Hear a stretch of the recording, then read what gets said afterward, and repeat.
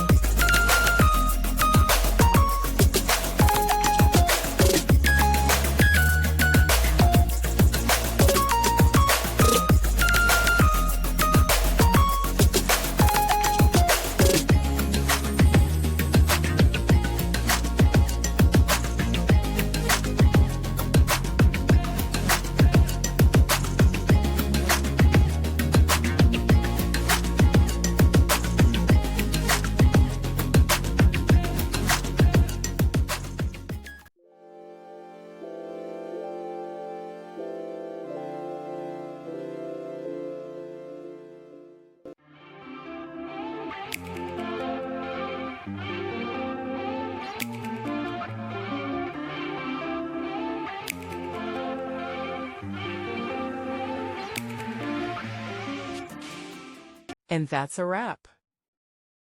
I hope you found the answer you were looking for. If you did, take a second to hit that subscribe button. It really helps out. And let me know in the comments which solution worked best for you.